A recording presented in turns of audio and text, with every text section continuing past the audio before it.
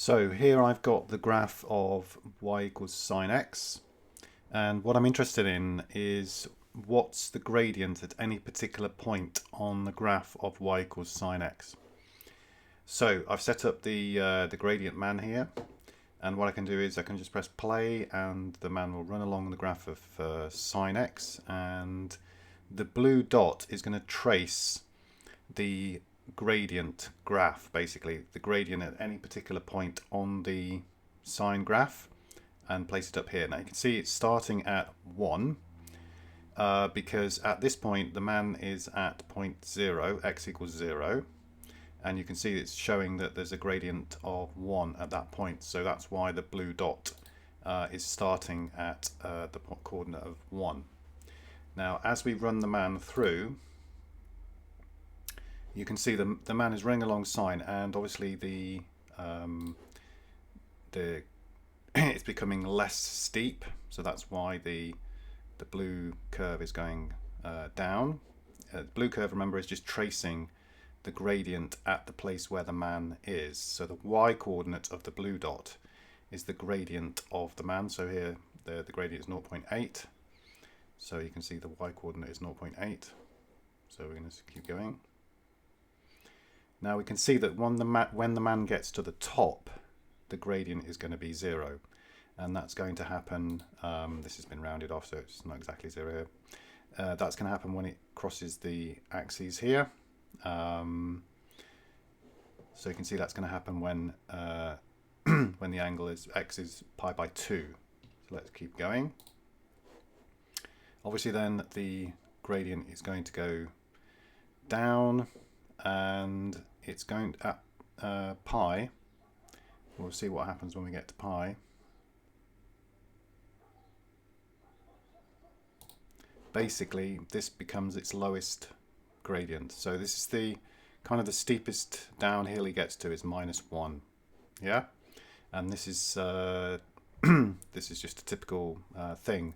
So this is why we need to use radians when we're doing anything with differentiation or gradients, because the thing is scaled correctly in radians so that this happens.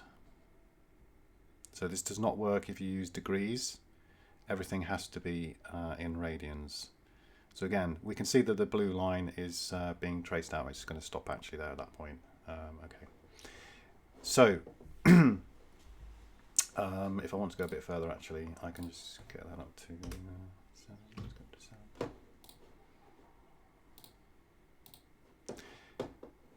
Do we recognize the graph of the blue line? Hopefully. Yeah, hopefully you realize that the blue curve, which is showing the gradient of the red one, is actually cosine, isn't it? Cosine x. And what that tells us is that if we differentiate sine x, remember we're just trying to find the formula for the gradient, we can see that we get cosine x. So this is going to be the next rule, that sine x differentiates to cos x. Okay, next one I want to show you is cosine x. What happens if we have cosine x? Oh, let's use the same graph actually. So I'm going to change this to cosine.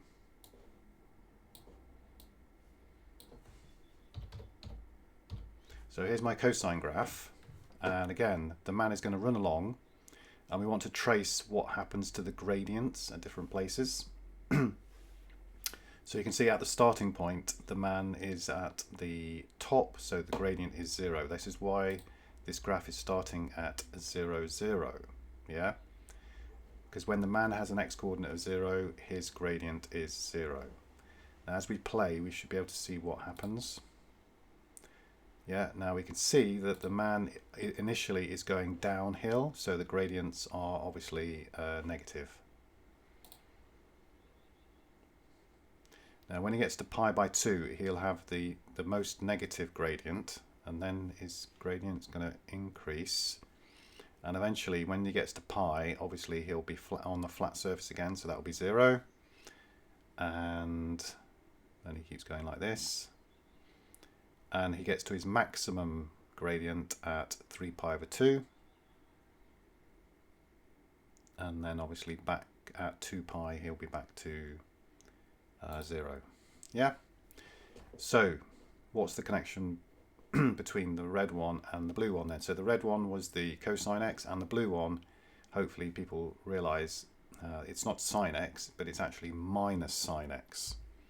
So this tells us that if we have cosine x and we differentiate, we actually get minus sine x. So that's another rule.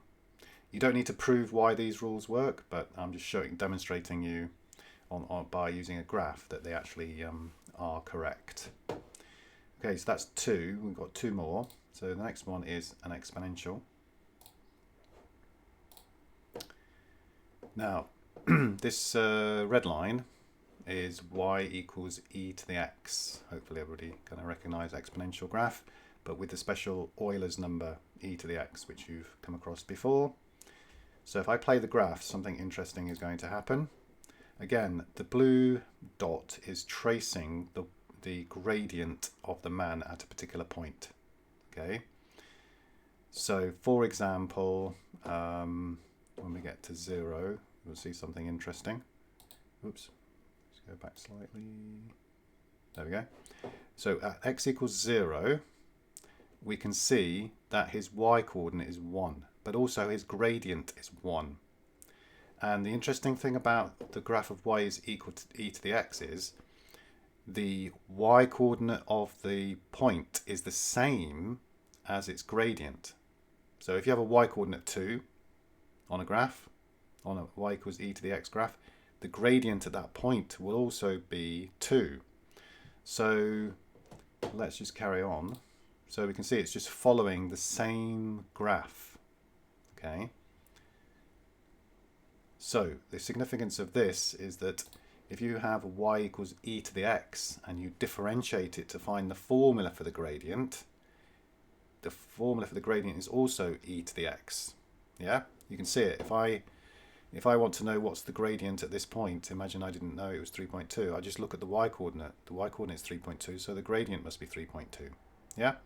So the formula to find the y coordinate is the same as the formula to actually find the gradient. Okay, so that's the next rule, which is interesting.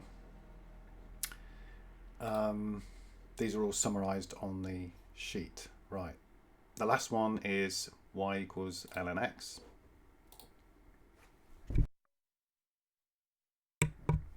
So here I have the graph of y equals ln x. Hopefully you recognize it looks like that.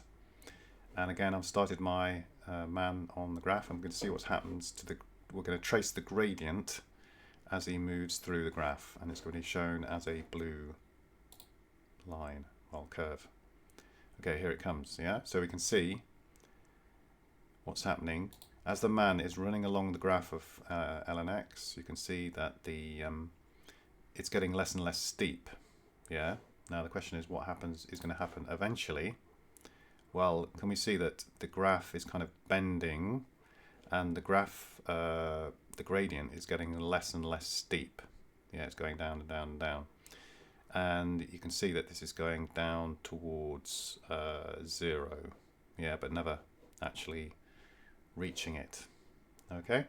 Now the question is, what is the equation of this blue curve? Now, an equation that we know that looks like this, hopefully you remember, is 1 over x. So it's potentially 1 over x. So let's check that. So if I draw y equals 1 divided by x, and you can see, yes, it's going exactly over it. Let's just change color, actually. Yeah, you see, ignore the left-hand part because that doesn't come into it.